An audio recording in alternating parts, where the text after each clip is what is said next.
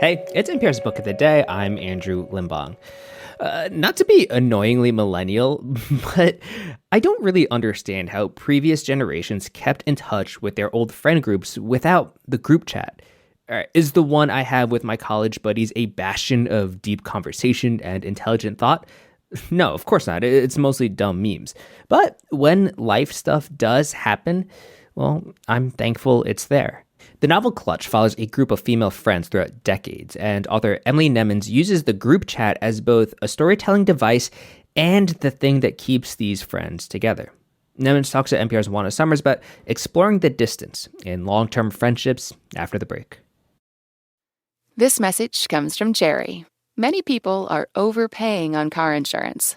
Why? Switching providers can be a pain. Jerry helps make the process painless. Jerry is the only app that compares rates from over 50 insurers in minutes and helps you switch fast with no spam calls or hidden fees. Drivers who save with Jerry could save over $1,300 a year. Before you renew your car insurance policy, download the Jerry app or head to jerry.ai/NPR. Friendships that last decades stretch across distance, careers, marriages, children, and sometimes there are long periods of silence. Author Emily Nemens explores the complexities of female friendship in her new novel, Clutch. It follows 5 women who have known each other since college as they navigate the challenges of midlife. Watching these women grow and get to know themselves and having our friendships wax and wane, but really hold steady at their core is a thing that, I value it so highly, and I wanted to think about the possibilities of that sort of beyond my own lived experience, but thinking about a group of women who are trying to do that same work of holding on to one another. The demands of life mean that the women are rarely all physically together. They remain connected through their group chat. I asked author Emily Nemens why she decided to use this medium as the thread that connects them. Well, Juana, you're probably on a group chat, right? Many. So it felt very much like the vernacular of now, and that was part of it. The other reason I wanted to use those text messages is there's 5 people who are friends. They've only been in touch the last several years. So much of it has been by text. And so that felt very true. And then I think the third reason that I really wanted to lean into the text is there's 5 storylines and it's complicated. Mm-hmm. And I needed to do a little bit of signposting to help the reader understand, okay, we're 2 hours later, we're 2 weeks later, we're moving through time. And, these women have known each other for 20 years, but sometimes, a weekend goes by in a blink, and sometimes, one day in court can feel like forever.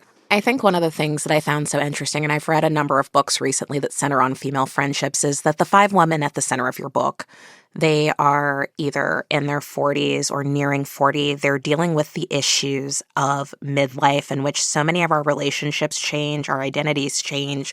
Friendship, at least for me, can feel complex at times. And there's this really lovely turn of phrase you use in the book. I won't spoil the context around it for our audience, but you write that one of the women would recognize and admit that the starts tiny but snowballs negligence of friendship happened among them all the time. So, Emily, I wonder, was there something about those gaps in long-term friendship, those beats of distance in midlife that you wanted to explore or expose? When you're a young adult and living on your own for the first time, having, your friends around, that's sort of your immediate family on a certain level, and that it's hard, but it's almost easy to show your love and be supportive because it's immediate. And then as life gets more complicated, I've definitely dropped the ball. As a lot of my friends have become mothers, I wanted to support them, but certainly didn't know how, having not had children myself. And so feeling out those moments where, only after the fact when we reconnect, I'm like, wow, you just had the hardest month of your life and I didn't know about it. And, you can apologize and you can be more present, but you also have to acknowledge the gap and, try again to be a better friend and the opportunity, ask for a new opportunity to be there for the people you love. One of the women in your book, Greg, is a progressive politician in the state of Texas, and she's at the center of this fight in her state and around the country for reproductive freedom. And I have to be honest that I could not help but think of Wendy Davis, the former Texas state senator, as I was reading her character. Was that intentional? Not directly, no. I mean, I started writing this book soon after the Dobbs decision, and I was thinking about how to find a character that could express a lot of my feelings about what was happening to women's health in America. And so I looked at Wendy Davis' sort of convergent evolution. You know, she's got some Michelle Wu going as well in terms of being a politician that's back on the job with a very, very, very young child because, you know, governing takes every day. The scene in the book where Greg is interrupting an anti-abortion rights lawmaker and banging her cowboy boots on the desk over and over again and speaking out, yelling out really about the need to protect the lives of women in her state just felt so timely and so poignant. I wonder if, given the massive shift in reproductive rights that we're living through in this country right now, was there any level of catharsis for you kind of spelling that out and writing about it?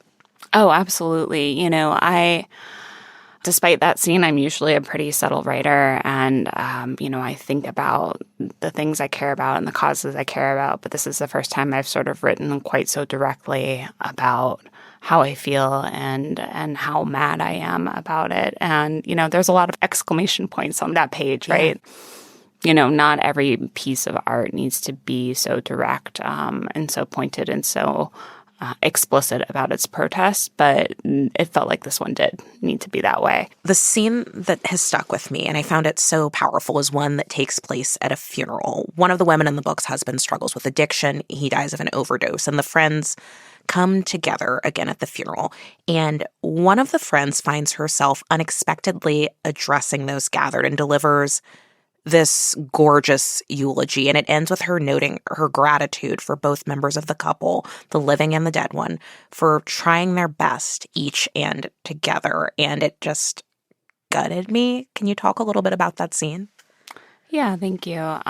So, you know, it was a painful scene to write and to imagine. And the husband who's been struggling with addiction, you know, I think I could have written a whole other book about his experience. But this one was really focused on the woman who loved him and cared about him and was so frustrated and heartbroken. I really wanted to sit with and live with her experience of, you know, both the tragedy, but also other people's anger and frustration and sadness and how she might absorb all of that. And it turns out it's very hard. And her friends see this difficulty and really go mama bear. And, you know, Bella rises to the occasion and really says what needs to be said, which is, you know, they loved each other and no one's perfect and they tried their best. And this is a terribly sad moment, but we're so grateful that they knew each other and loved each other. Yeah. As you sort of constructed and lived with and sat with these women and their friendships with each other, did they reveal anything that was surprising to you about your own friendships and relationships? In the course of editing the book, I was sort of elbow deep in edits, and a friend got a cancer diagnosis and needed help after surgery. And, you know, I just wrote this whole book about showing up for your friends. And, you know, we watched a lot of bad movies, and whenever I could, I got back into the red pen and the revisions on the book. And, you know, I would like to think that I would have done that had I never written Clutch. But I've spent a couple years thinking about, you know, the dimensions of friendship. And it just really reaffirmed the power of friendship for me. Author Emily Nemens, her new book, Clutch, is out now. Thank you so much. My pleasure.